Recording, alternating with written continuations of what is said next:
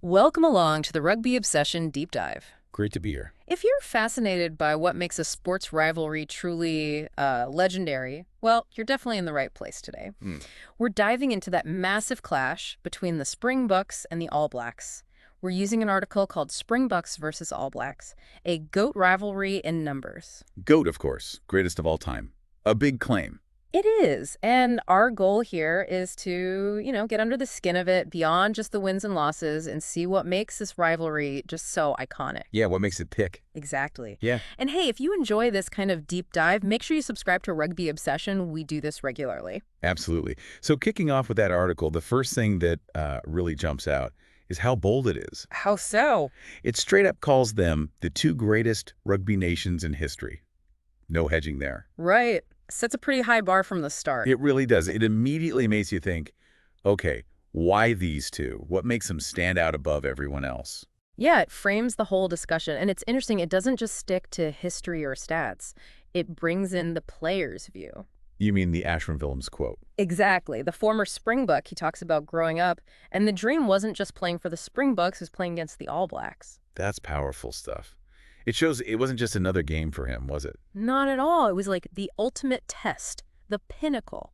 And he highlights things like mutual respect, understanding between the teams, sportsmanship, even gratitude. Gratitude, yeah. In such an intense rivalry. It's quite something, isn't it? You've got this fierce competition, but underneath these sort of core values, he calls it arguably the greatest derby in world rugby. A lifelong tradition, he says. Yeah, built on a tremendous amount of respect. Makes you wonder how many other rivalries have that same kind of feeling, Definitely. You feel that weight when they play.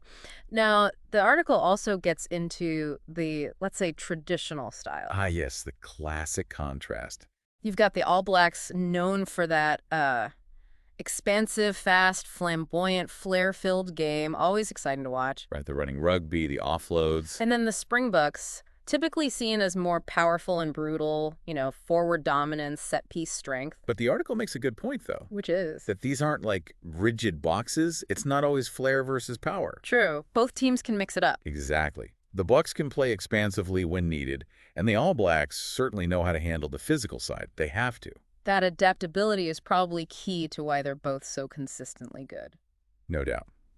It keeps things unpredictable. You never quite know what tactical approach you'll get on the day. And speaking of consistency, that brings us to the All Blacks record in the Rugby Championship and the Tri-Nations before it. Pretty stunning figures there. 19 titles out of 27 since 1996. That's just wow. Sustained dominance. It really is. It set such a high benchmark in the Southern Hemisphere. Year after year, they were the team to beat. Which must just fuel the fire for teams like the Springboks, right? To not just compete, but to actually beat them when it matters most. Absolutely. It raises everyone's game.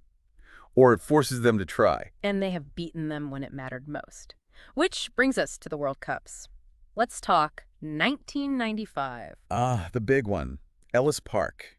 Joel Stransky's drop goal, that 15-12 scoreline, it's etched in rugby history. But it was so much more than just the rugby result, wasn't it? Absolutely. That's where it gets, really profound. It became this huge symbol for South Africa at that time. For Swab Pinar's words after the match.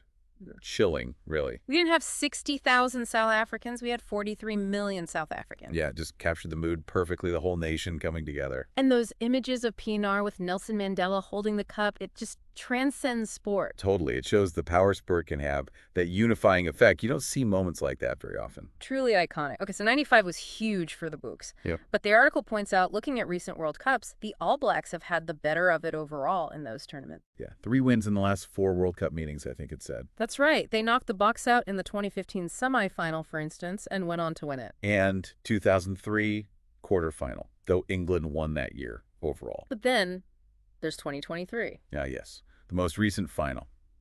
Another incredibly tight one. Nail-biting stuff. Springboks winning 22-21. So even with the All Blacks maybe winning more World Cup encounters recently, the Boks won the 2 finals they played against each other. Which is massive, psychologically. Yeah. Winning the biggest game of all. That 2023 final was just a brutal tactical battle, wasn't it? It really was. Defense on both sides was immense. It felt like every point was incredibly hard-earned. Shows the resilience, the sheer quality on display. When they meet in World Cups, especially finals, It seems to go down to the wire. It really does. Okay, let's zoom out a bit. The overall head-to-head record across all matches. Belong you. The article gives the numbers. 106 matches played. All Blacks have won 62. Springboks 40. And just 4 draws. Mm-hmm. So, historically, you'd say the All Blacks have had the edge? The numbers certainly show that. More wins overall across, nearly a century of tests. Yeah. But those 40 Springbok wins, they carry a lot of weight, don't they? Especially those World Cup final wins. Absolutely. It shows that despite the All Blacks' overall win percentage, the Springboks have always been capable of beating them, often in the highest stakes games. It keeps the rivalry alive and, unpredictable. You never feel like it's a foregone conclusion when they play. Never. Which brings us back to that question the article ends with. The rhetorical one. Are these the 2 greatest rugby nations ever? Yeah.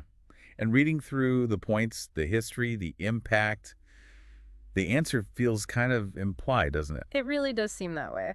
So looking at everything, the history, the styles, the huge moments like 95 and 23, the respect Willem's talked about, it's clear this isn't just any rugby match. It's woven into the fabric of the sport and the cultures of both countries. Definitely. And if you're finding this whole exploration fascinating, just a reminder to hit subscribe on Rugby Obsession so you don't miss our future deep dives. Yeah, this rivalry really does capture so much. It's the on-field battles, yes, but also that deeper cultural resonance, the historical weight. It's got everything. It really has. So, over to you listening. We'd genuinely love to hear your thoughts. What makes this rivalry special for you? Yeah. Any favorite moments? Maybe a specific game that stands out. Drop your comments and let us know. We're always interested to hear different perspectives on these huge matchups. Definitely. Right. That's all the time we have for this deep dive. Thank you so much for listening to Rugby Obsession. Cheers. We hope you enjoyed it, and we look forward to you joining us for the next one.